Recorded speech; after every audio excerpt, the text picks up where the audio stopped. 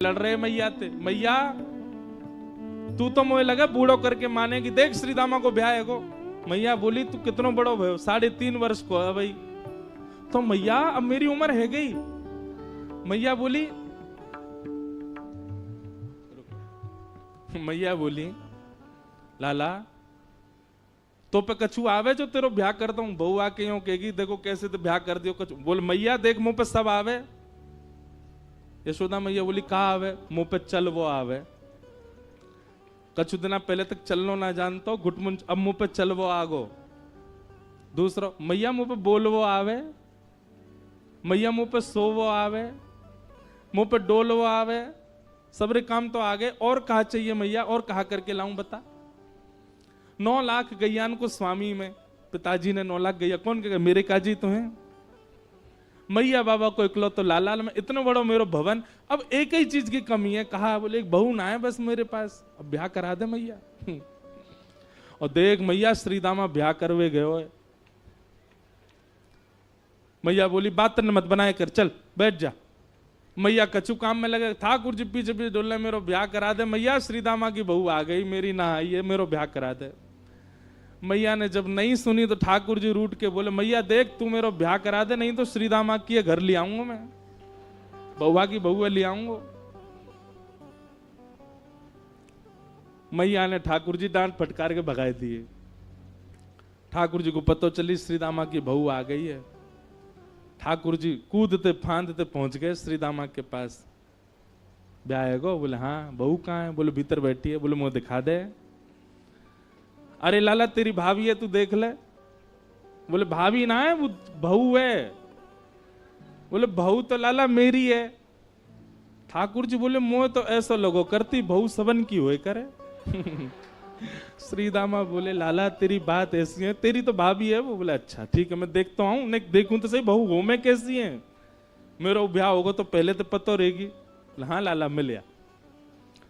ठाकुर जी जैसे ही पहुंचे माधवी को पहले ही जाके बता दे। बोले श्री दामा के परम मित्र श्री कृष्ण आ रहे हैं मिलवे। ओहो कृष्ण को नाम सुनते माने तो मुंह ढक लिया अपना। बोले जो वही है जाते मैया ने कही मुंह छुपा के रखना है। ठाकुर जी ने खूब अनुनय विनय किए, हाथ जोड़े पाम पूज लिए। बोले भाभी ने मुंह दिखाए दो। नहीं दिखाया।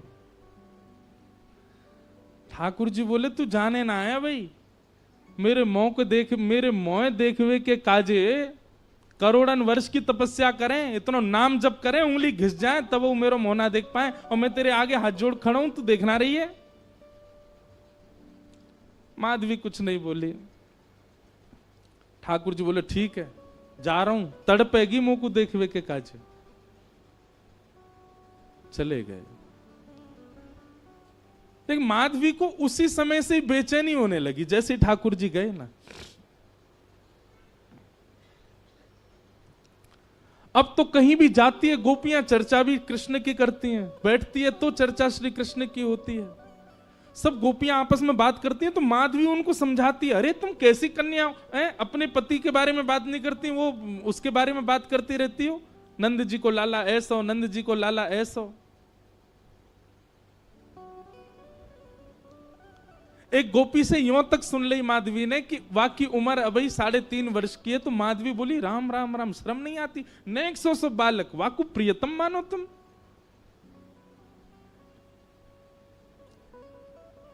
एक दिन माधवी जल भरने के लिए गई यमुना जी, और यमुना जी पर जल की गागर जैसे ही भरी, सब गोपी तो अपने अपने जल ले ले करके वहां से चली गई। माधवी थोड़ी विलंब से पहुंची, अकेली जैसी जल की घाघर भर के उठान लगी सो उठे नहीं, ऐसी भारी। अब इत को देखे कि कोई आ जाए, आकर के नेक ऊंचाई दे, या को मेरे मूड पर धर दे, सिर पर तुम्हें ले जाऊं। खूब प्रयास किया लेकिन कोई दिखो नहीं दूर दूर तक। तभी नंद नंदन बांकी अदा से चलते भय वहां पहुंच गए। यहां पाम धरे वहां पाम धरे, मटकते भय नैन के सैन चलाते हुए। सैन मतलब जाने ना, याते कहीं सैन।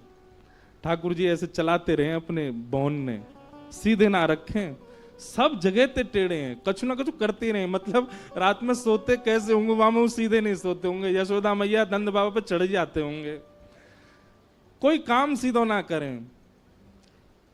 ठाकुर जी हमारे कानों हिला लेते होंगे, नाकों हिला लेते होंगे, का करें पतो ना। पहुंच गए। माधवी ने ठाकुर जी को देखो तो हो ना हो, लेकिन जैसे श्याम वरण श्री श्याम सुंदर सामने से आ रहे हैं, सो माधवी बोली, ओ लाला इतकुआ ने कहियो, नेक मेरी मटकी उचाए दे, मूड़े धरवा दे, फिर चलो जइयो। ठाकुर जी ज्यों ज्यों पास आते जाएं, माधवी को त्यों त्यों लगे तो सही कि यह बालक में कछु तो अद्भुतता है, लेकिन वाय ना पता है कि ये श्याम सुंदर माँ ने कभी देखे ही नहीं। नेक देखे और फिर कछु काम करने लगे, लेकिन काम वाकई स्थिति ऐसी है गई कि वो और चीजन में को मन लगे नहीं रहो, वाकई नेत्र अपने आप फिर रहे हैं। एक बात याद रखना बंधुओं, ठाकुर जी ने जादना अनुभव करा दियो, इंद्रिय अपने वश में नहीं रहेंगी। आपके हाथ, आपके पाम, आपके कान, आपके नेत्र, आपकी जीभ, आपकी नासिका, ये समस्त इंद्रियां, बुद्धि, मन सब हमारे वश में है। लेकिन जादना ठाकुर जी को नेक देर को भी साक्षात्कार भयो, सब ठाकुर जी को है जाएगा। अब माधवी कर तो कार्य रही है, नेक नेक मटकी को ऊंचाई हुई की प्रयास कर रही है, लेकिन वहां के मन में बार बार यावे, नेक तो देखूं याकू, और फिर नजर घुमा के देखे, और फिर खुद पे विचार करे, काय को देख रही हूं मैं, फिर अपना काम करने लगे, फिर काम कर, फिर नेक तो देखूं, फिर देखे, और फिर देख करके फिर दोबारा अपने कार्य में, ऐसी स्थिति है गई। माधवी ने झटपट नेत्र बंद ही कर लिए, बोले देखूंगी ही ना। पता ना क्यों इतना आकर्षण है रो है। ठाकुर जी आ गए। माधवी नेत्र बंद करके, लाला नेक ऊंचाई दियो, मटकी ऊंचाई दे, उठवाए दे। ठाकुर जी बोले, मेरे छोटे छोटे से हाथ मैं कैसे उठवाऊंगा। अब माधवी की स्थिति ऐसी कि रूप नहीं देख रही है, नेत्र बंद करके बैठी, पर ठाकुर जी का स्वर ऐसा लगा कि वो स्वर सुनते ही माधवी के चित्त में मानो कंपन जैसा हो गया। मैं एक बात कहा करता हूं कि आप नेत्रों से यदि बचना चाहो तो नेत्र बंद कर लो, ठाकुर जी को मत देखो, तो वो स्वर ऐसा बोल देंगे कि कान पे उनके है जाओगे। कानन में रुई लगा लो, नेत्रन से देखेंगे नहीं, कान से सुनेंगे नहीं, तो उनके तन की सुगंधी ऐसी आवेगी कि वहां से उनके है जाओगे। नासिका बंद कर लो, आंख बंद कर लो, कान छुपाए लो। बोले अब ठाकुर जी कैसे होंगे। अपनी एक कनिष्ठ उंगली से ठाकुर जी आपके हाथ को छू देंगे, बस वह स्पर्श से उनके है जाओगे। कब तक बचोगे। आपकी इच्छा है तो सर्वांगीण इंद्रियां लगा दो, तो ठाकुर जी के नहीं हो पाओगे। ठाकुर जी की इच्छा है गई तो वो आपकी एक भाव से आपको खींच लेंगे। माधवी ने नेत्र तो बंद कर लिए, लेकिन स्वर ऐसा बोलो कि अब पलक अपने वश में नहीं है, अपनी स्थिति में नहीं है, खुल गई अपने आप और देख लिए श्याम सुंदर। ऐसो मधुर मुस्कान, ऐसे नेत्र, ऐसी नासिका, आहा, कहां कहें रूप की सीमा। लेकिन तुरंत माधवी बोले, हाँ लाला ऊंचाई दे। माधवी ने नेक हाथ लगायो। अब ठाकुर जी मटकी उचान लगे तो उचाते ही कहा भयो, अब नेक से ठाकुर जी, माधवी तो खूब बड़ी, तो ठाकुर जी को हाथ जहां तक जाएगा वहीं तक तो उचाएंगे। लेकिन स्थिति कहा भाई, उचाते उचाते उचाते उचाते ठाकुर जी लंबे हैं लगे, और इतने लंबे है गए कि उचाते भय माधवी के बिल्कुल सामने ही आ गए, बिल्कुल नेत्रन के सामने ही आ गए। माधवी ने जब रूप देखो, गाढ़ करके ठाकुर जी माधवी को देख रहे हैं, माधवी ठाकुर जी को देख रही है।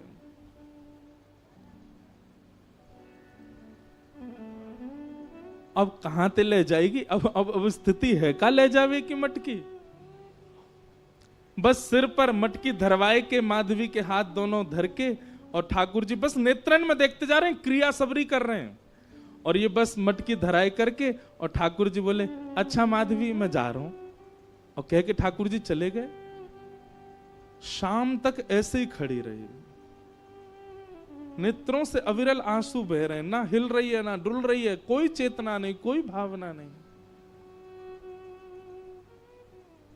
शाम को गोपी जब जल भरवी के काजी आई तो देखी मूर्तिमंत है करके माधवी खड़ी है। दिन भर से ऐसे ही खड़े हैवे के कारण वहां को रक्त तक रुक गयो हाथन को, नेत्र लाल पड़े हैं, मोटे मोटे अश्रु बिंद गिर रहे हैं। कोई गोपी ने जाकर के एक पानी को छिड़काव मुख पे किया, होश में आई, होश में आते ही गिर पड़ी। गोपी ने कही कहा वे हो? माधवी बोली वो कहां है, वो कहां है? गोपी बोली कौन? अरे मेरी मटकी ऊंचाई के गए हो, ऐसे कमल जैसे नेत्र, ऐसी मधुर मुस्कान, पता नहीं क्यों उसके प्रति इतना आकर्षण हुआ। और बहन कहा कहूं को स्वर सुनकर के तो मैं अपने वश में ही नहीं रह पाई। कृष्ण नाम जब ते श्रवण सुनो रियाली, भूली री भवन में तो बाबरी भई रे। और इस पद की सबसे सुंदर पंक्ति मुझे लगती है, रोम रोम हो मैं तो श्रवण मई रे। मानो मैं कान बंद कर लूं तो कब तक करूं, मेरे रोम सुन रहे हैं उनका नाम, मेरे रोम पुकार रहे हैं उसको, मेरे रोम देख रहे हैं कि वो कहां चला गया। पहले 2 आंख थी, 2 कान थे, पर अब रोम रोम उसका हो चुका है। कहां तक छुपाऊं, कहां तक रोकूं खुद को।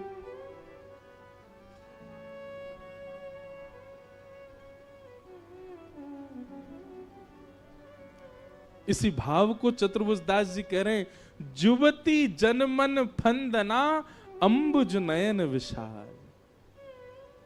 ठाकुर जी को स्वरूप कैसा है? बोले एक क्षण के लिए दिखेगा, लेकिन वो एक क्षण के दिखवे के बाद में ऐसी स्थिति कर जाएंगे आपकी, कुछ नहीं कर पाओगे। पहले ही भैया कल ही चेतावनी दे चुका हूं मैं ये चेतावनी केवल आपको नहीं, खुद को भी दे रहा हूं। ज्यों ज्यों रस बढ़े, ज्यों ज्यों कथा में भाव बढ़े, मैं खुद को भी चेतावित करूं कि अरे भाई ने रुक जा, ने डट जा, ज्यादा मत जा। क्योंकि गोपी की स्थिति, हम बात करने तो बैठ गए गोपियों की, पर उस स्थिति में जाना कोई खतरे से खाली नहीं है, संसार के लिए खतरा है वो। आप कोई के नहीं रह पाओगे फिर।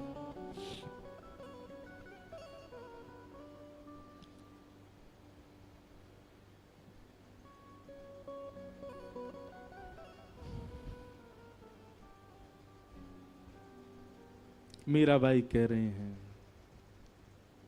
जादू करके, जादू करके हो पिया कित गयो, जादू करके, जादू करके,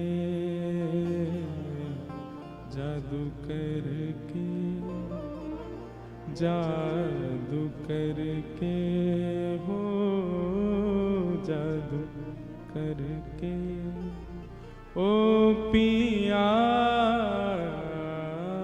कित गयो, जादू करके, जादू करके कित गयो, जादू करके। कैसा है? नंद नंदन पिया कपट जो कीनो, नंद नंदन। गाओ सब लोग। निकल गयो, निकल गयो, निकल गयो छल करके, जादू करके,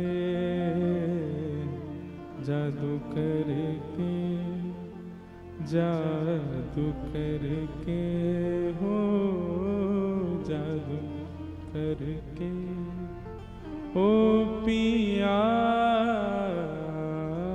कित गयो जादू करके, जादू करके।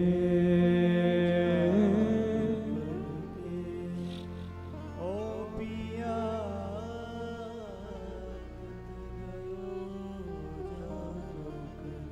मोर मुकुट पीतांबर सोहे, मोर मुकुट पीतांबर सोहे, मोर मुकुट पीतांबर सोहे, मोर मुकुट पीतांबर सोहे। और ये शब्द, ये पंक्ति मीराबाई की अद्भुत है। कबहू न मिले, कबहू न मिले, कबहू न मिले अंग भर के जादू करके, जादू करके। मीराबाई की इस पंक्ति से एक भाव समझ में आता है कि ठाकुर जी जब सन्मुख आते हैं ना, तो इच्छा ये होती है कि इनको अंग भर के हम पकड़ लें। पहले तो जी भर के देख लें, जी भर के सुन लें, और जब सबसे बस ये स्थिति है व्यवहारी होगी कि बस अब चक्कर आ रहे हैं, हम गिर ही जाएंगे, बस इच्छा होवे कि ये हमको अंग से लगा लें। ऐसे चतुर हैं ठाकुर जी, केवल हाथ मिला के चले जाएंगे। तो अब जीवन भर यही रहेगा कि हाथ ही क्यों मिला के गए, या तो मिलाते ही नहीं, और मिलना ही हो तो फिर अंग भर के मिलते ना, एक बार हृदय से लग जाते। कबहू न मिले, कबहू न मिले, कबहू न मिले अंग भर के जादू करके, जादू करके, जादू करके हो, जादू करके। ओ पिया कित गयो जादू करके, जादू करके,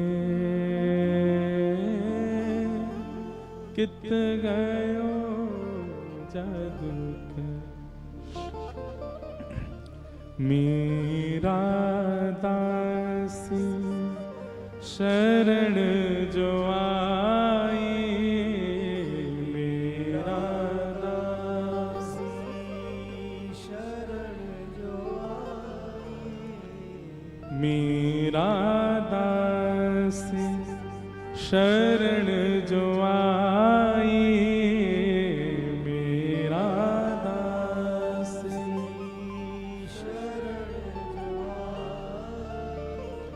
मेरा दासी शरण जो आई, मेरा दासी